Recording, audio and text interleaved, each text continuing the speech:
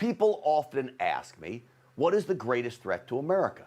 The Biden administration certainly tops my list there, but the mainstream media is right there as well at the top of my list. One of the most devious methods the media uses to deceive America is the cover-up. Lies by omission, I call it. They ignore important stories that don't advance their anti-Trump, anti-freedom narrative. We are at a point in time now where the sheer refusal to cover important stories is part of the ultimate game plan to destroy the America we love. Let me give you some examples, okay? Two that go hand in hand. The mass shooting of 10 people, including that police officer in that Boulder grocery store. Just happened recently. And of course, the murder of the Capitol police officer in Washington, D.C., run over by a deranged loon last week. So both suspects in the case appear to be possibly Muslim holy warriors.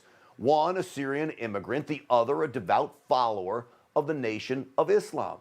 Because of that, the media halted any further investigations into these important cases. Have you seen any stories on them? The answer is no. The reason is because those suspects don't represent a rise in right-wing extremism. Instead, these killers prove what the real, clear, and present danger is to Americans. Radicalized Islamic terrorists being groomed here at home. So what does the media do? It ignores the stories, yet over and over again, we still hear about the security breach at the Capitol on January 6th. Why? Because that story is used to slander all conservatives. Brian Sicknick died after he was injured in the January 6th insurrection. After the January 6th insurrection, the nation's capital under attack again just 3 months after the deadly insurrection. Just days after the last of the fences were taken down around the Capitol following the January 6th insurrection. So now we hear about Republican Matt Gaetz over and over and over again. Not surprisingly, as you all know, Gaetz is a Trump ally. He's a strong conservative. And as I watch the liberal reporters relish, see, that's what's so troubling. They relish in their attempted destruction of Gaetz's reputation. I have to wait for the investigation to be released before I pass any judgment. The media is banking on the fact that much of the public just simply believes them. But you know what's a bigger story? Again, that we've heard nothing about.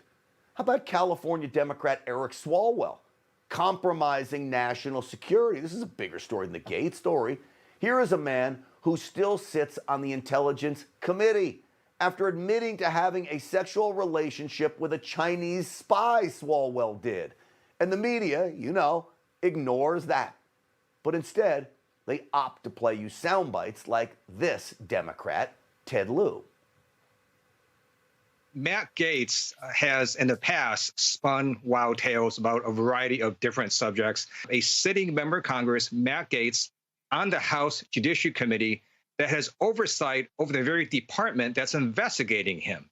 That's an untenable situation, and Matt Gaetz either should leave the Judiciary Committee voluntarily or he should be removed until the investigation is completed. Leave and removed? Come on, Lieu. The hypocrisy there is blatant. Lieu and the media want Gaetz to step down when Democrat Swalwell was sleeping with a foreign spy. No surprise, there is zero follow-up on the Swalwell story. No calls for him to step down because he's a Democrat. The media scuttles the story like they did for the Lincoln Project. Remember this group? The phony Republican organization, so-called Republican organization, that rose to fame because the media was so hungry for any Republican to denounce Donald Trump. Well, once that group became bogged down in sexual harassment accusations, some very serious, even involving minors, the media didn't just drop hailing the Lincoln Project as Republican heroes. It buried the story about the founders' alleged wrongdoing. Poof, gone, ignored. There are lots of stories like this that need to be covered, but are not. Hey, how about the woman shot at the Capitol on that January 6th security breach? What's the status of that investigation? We wouldn't know. The media refuses to cover it. And look at what is happening with Governor Cuomo now in New York. Have you seen a story about him lately? We know the media buried the nursing home death story because it makes Democrats look bad, all of them. But now the media is also ignoring the sexual misconduct allegations too. That story never took off because it seemed, even to me, to be a stretch. And since Cuomo now refuses to face the media, holding only virtual briefings with no media allowed and no questions, a far cry from his Emmy Award-winning performances in the past, the arrogant King Cuomo is winning. The media's giving up, like they did on the nursing home deaths story. Why do they do this? They do it for the good of liberals everywhere. Hey, I'm Rob Finnerty. Thanks for watching. If you enjoyed this video, please join the conversation in the comments below. Don't forget to subscribe, too. Hit the bell icon to be alerted to breaking news. And remember, there's a whole lot more on Newsmax TV, America's fastest growing cable news network. Newsmax TV, we're real news for real people.